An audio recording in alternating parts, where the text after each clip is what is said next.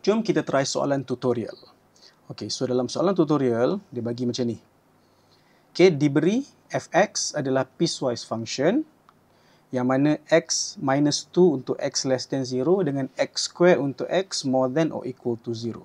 Okey, so sebenarnya kan dalam soalan ni ada A, B, C, D, E ni.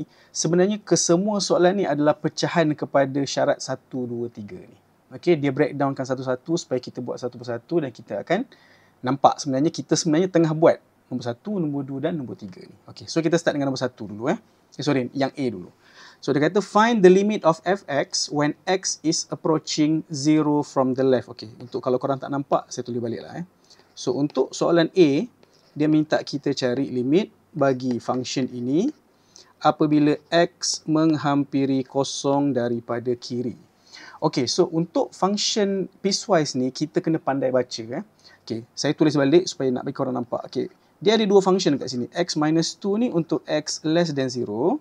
Satu lagi dia ada x square untuk x more than or equal to 0. So, kita tengok balik soalan ni Kita nak x approaching 0 from the left. Ni, tanda negatif tu, kuasa negatif tu menunjukkan from the left. So, kalau kita refer balik kepada kedua-dua fungsi ini, yang mana satu function yang merujuk kepada belah kiri, kosong. Okey, dia datang kepada kosong daripada kiri.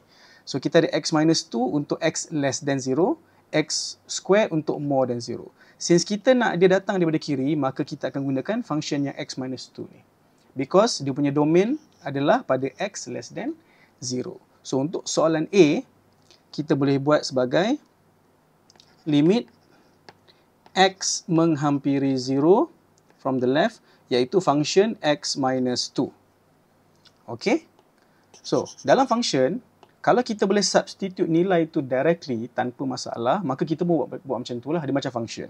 So, kalau kita tengok 0 ni, 0 kalau minus 2, ada masalah tak? Ada tak dia menyebabkan function tu jadi undefined ke undefined ataupun error ke apa, tak ada kan?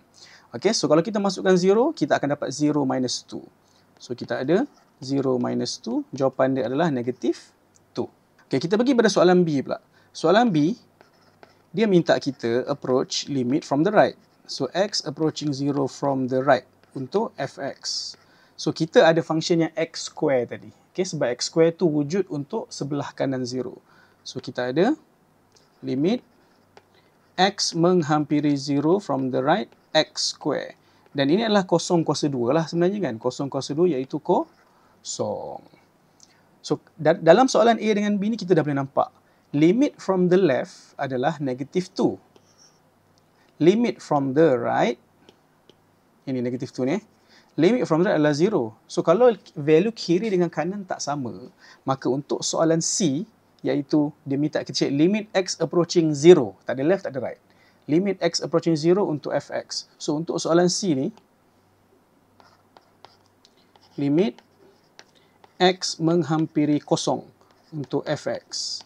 So, disebabkan value sebelah kiri negatif 2. Value sebelah kanan kosong. Tak sama ni, kiri dengan kanan. So, bila limit kiri dengan kanan tak sama, maka kita katakan limit of this function does not exist. Okay, DN ini singkatan lah. Kalau nak tulis penuh pun boleh lah kan. Does not exist. Okay. Alright, so sebenarnya dengan menjawab soalan ABC ni pun, kita dah nampak dah. Limit ini tidak continuous. Okey, tapi sebab soalan dia ada A, B, C, D, E, kita kena selesaikan semualah. Okey, kita tengok soalan D pula. Soalan D adalah F0. Maknanya kita masukkan value 0 ke dalam function F0. Okey, so kita pergi balik kepada soalan asal. Saya besarkan sikit untuk korang nampak. So, dalam soalan asal, kita ada x minus 2 dengan x square kan. Dia nak kita masukkan 0 ke dalam function. Function mana kita nak pilih? Okey, so kita akan pilih function yang ada equal sign 0 kat sini. Okay, maknanya x square ni wujud juga dekat 0. Alright, so we will substitute 0 dekat x square tersebut. Alright, so kita pun ada 0 square which is 0. Okay, so F0 sama dengan 0. So, soalan yang terakhir, E. Dia tanya, is fx continuous at x equal to 0?